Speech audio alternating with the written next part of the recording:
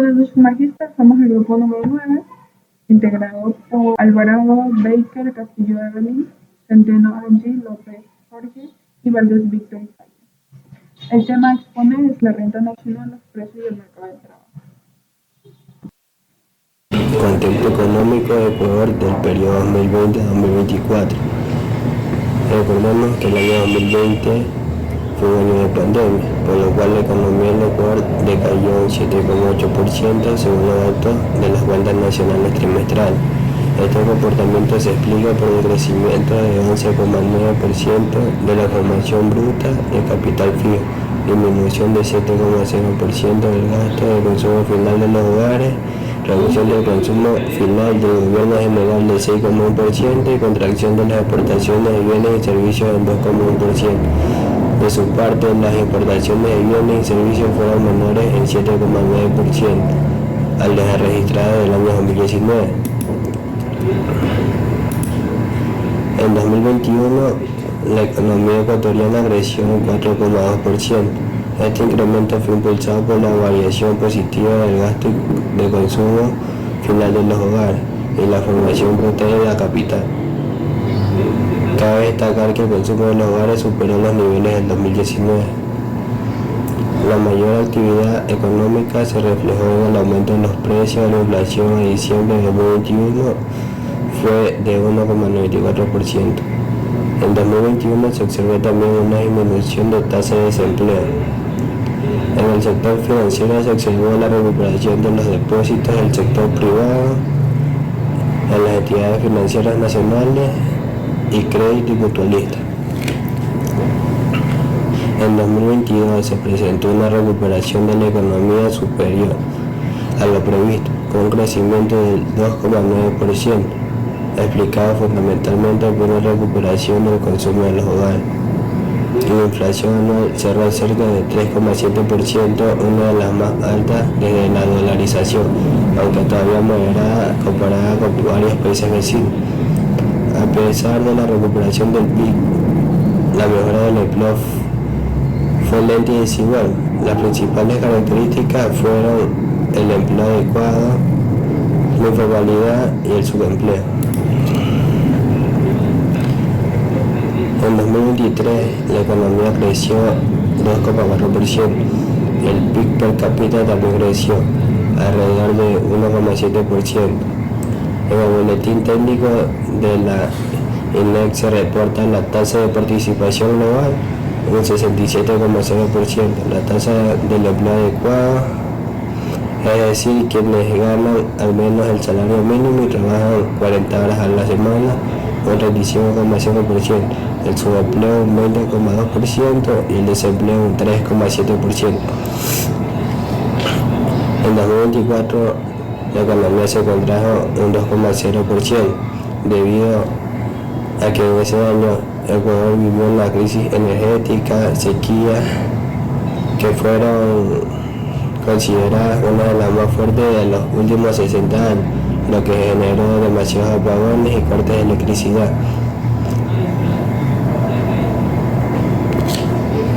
También tuvo mucho que ver las elecciones de 2025, lo que generó un ambiente de incertidumbre, lo cual afectó decisiones de inversión pública y privada. El gasto del gobierno se contrajo en menos 1,2%, lo que refleja los ajustes fiscales. El Producto Interno Bruto es el valor monetario de los bienes y servicios finales producidos dentro de un país durante un periodo determinado. Es un indicador clave para evaluar el desempeño económico de las actividades productivas y el bienestar general. Los componentes del PIB son consumo, inversiones, gasto público y sector externo. Según el método de gasto, para obtener el PIB, vamos a sumar consumo de los hogares más la inversión o formación bruta de la capital más los gastos de gobiernos y una resta entre las exportaciones netas, diferencias entre productos. En el 2020 la economía cayó al menos 9,2% debido a la pandemia, mientras que en 2021 se observó una recuperación significativa del 9,8%. En el 2022 y 2023, el crecimiento anual establecido era del 2.4% y 2.9%, reflejando una normalización económica. En el 2024 se registra una contracción del menos 2.0% debido al menor consumo del año. La nominal se mide por la producción de los precios corrientes del año y el PBI real se mide la producción ajustada por las inflaciones, permitiendo comparar los periodos. El PBI real es usado para medir crecimientos económicos sin distorsiones de precios. Vamos a calcular el crecimiento promedio anual del PBI ecuatoriano desde el 2020 al 2024. Estructura del mercado laboral.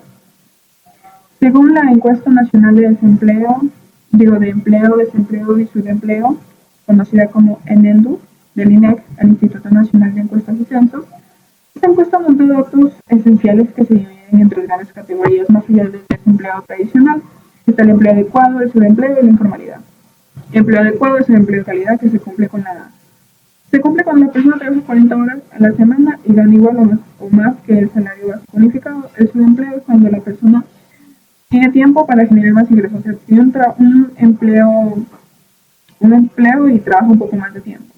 O quienes no alcanzan a generar en su empleo que tienen el salario básico unificado, pues para generar más ingresos. La informalidad son los vendedores ambulantes.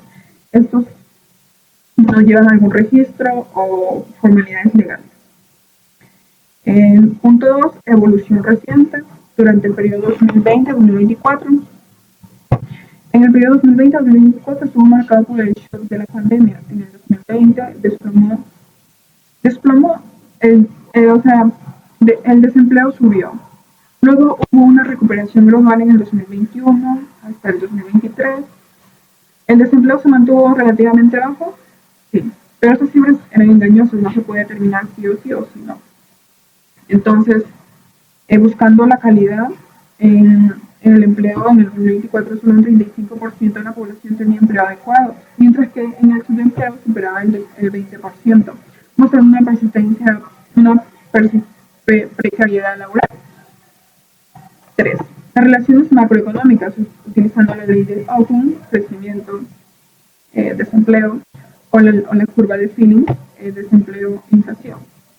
La ley de Auckland establece que cuando el PIB crece fuertemente, el desempleo tiende a bajar. En Ecuador esto se cumple, pero es en una matriz diferente, como quien dice, el crecimiento a menudo se absorbe por el sector informal y limita la calidad del desempleo formal. Entonces, por otra parte, la curva de Phillips, desempleo-inflación, describe que la relación inversa, menos desempleo, más inflación. Y en Ecuador esta relación es inestable, debido a que nosotros estamos dolarizados, tenemos una dolarización. La inflación se ve más afectada por factores externos, precios internacionales, por las presiones de la demanda interna o el bajo desempleo. Si nos ponemos a revisar las últimas políticas que se han implantado, se han tomado en nuestro país, está la del salario básico unificado, la fijación anual del salario básico unificado de 470 a 2025.